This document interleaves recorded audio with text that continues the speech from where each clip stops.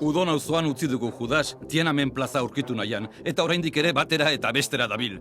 Hala ere, nora ezean dabilen arren, Judas ez da ez galduko.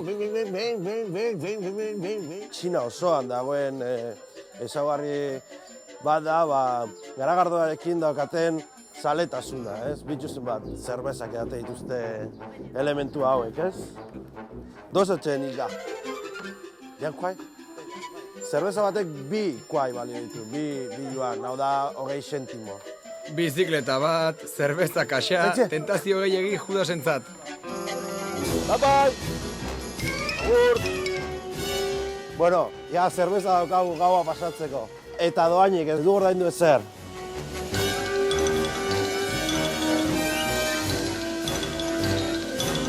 Ezpa? Xiexi, Toki berera bueltatu da. Hau da marka gero.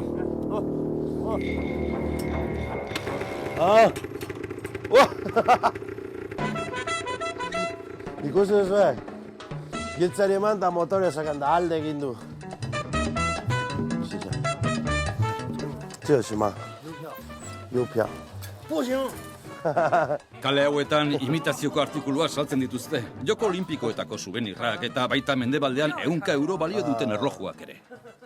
Konturatzen direnean telebista dagoela ez dute ezer saldu nahi. No.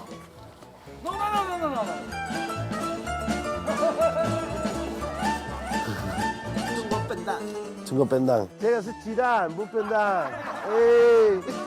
Pentsa zer esan duen txino honek, honi buruz. Esan du txinatarren potroak direla. Honek esan dau. Txinatarren potroak direla. Berez, arrautza txuk, arrautza egosiak. Doño, iz toro. Toro. Normalean txinatarrekin hitz egiten duzunean, ze esaten dizute Euskal Herriari buruz gauz gutxi. Baina Espainiari buruz beti hitz egiten dute doño esan nahi du zezenketa.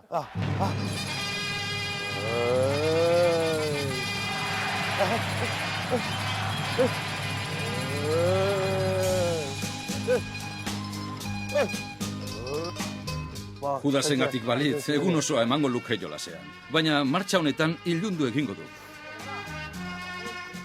Eta Udon auzoak gauez beste itxura bat hartzen du. Gaua sartzean kaleak hustu egiten dira, eta errespetu gehiago ematen du auzo zahar honetan ibiltzeak. Bazter batetik edo nor agertu daitekeela pentsatze hutsak oilo ipurdia jartzen du.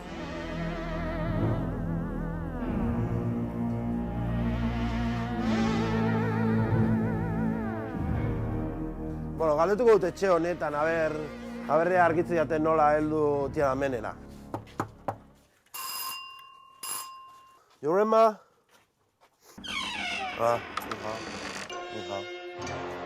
Hona hemen, txinatarrak oso abegikorrak diren froga. Arrotza izan da ere, etxean sartzera gonbidatu dute Judas. Hemen saiatuko naiz plan honekin, lortzen dudan bihar ailegatu Tiananmen parantzara, ez? Zitzaina, ez? Saltzen ari diote, saiatu naizela Tiananmenera joaten, baina galdu naiz hemendik, eta bere etxean agertu naizela, hemen agertu naizela. Galduta gero, ja, gonbidatu dute hemen geratzea, hemen pasako dut gaua, utzi dute sofan lo egiten.